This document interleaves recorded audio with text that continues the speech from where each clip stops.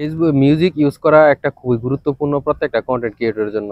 আপনি যদি মিউজিক কিভাবে ব্যবহার করবেন অথবা আদৌ মিউজিক ব্যবহার করতে পারবেন কিনা, কখন মিউজিকটা ব্যবহার করবেন, এইসব বিষয় নিয়ে আজকে কথা বলবো। যারা আসলে মিউজিক ব্যবহার করে যাচ্ছেন বা করতে চাচ্ছেন বা ইচ্ছা পোষণ করছে তাদের জন্য আজকের এই ভিডিও। যারা আসলে ফেসবুকে লং টাইম ধরে কাজ করার ইচ্ছা মনোপোষণ পূর্ণ আছে তাদেরকে আমি বলছি, আপনারা প্রথম প্রথম মিউজিক ইউজ করবেন না, করবেনই না।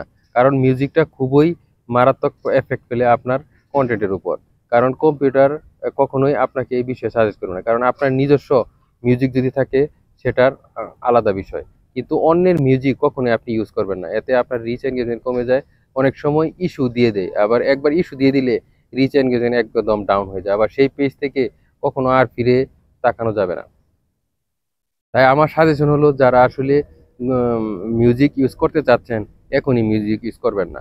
আমার এই পেজে আমি কখনো মিউজিক ইউজ করি না, কিন্তু আমার প্রোফাইলে আমি মিউজিক ইউজ করি। কারণ কি, আমার প্রোফাইলে মিউজিক ইউজ করার লাইসেন্সটা আমাকে দিয়েছে।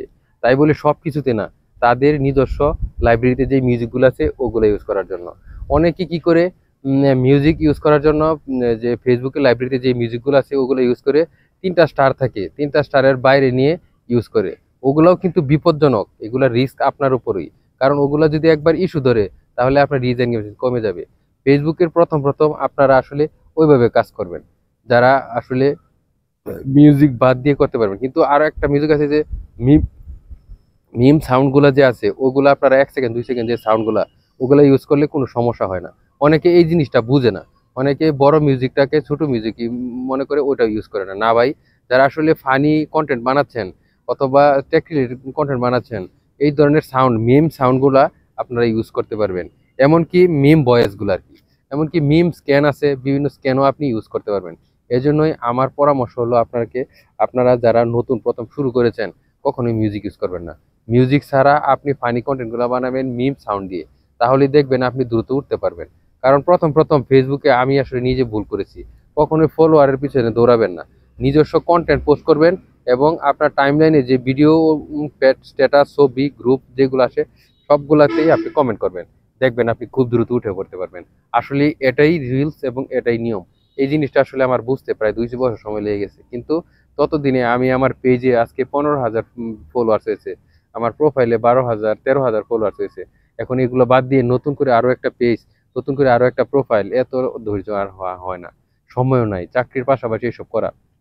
এজন্য যাতে এই ভুলগুলা অন্যরা না করে, সেজন্য আমার সাজেশন হলো আপনার প্রতি এটাই। তাই সেই চেষ্টা করবেন এবং সেভাবে চলার চেষ্টা করবেন। মিউজিক প্রথম প্রথম ব্যবহার করবেন না, মিউজিক ব্যবহার করা কোনো এখতিয়ার প্রয়োজনই নাই ভিউ এর জন্য।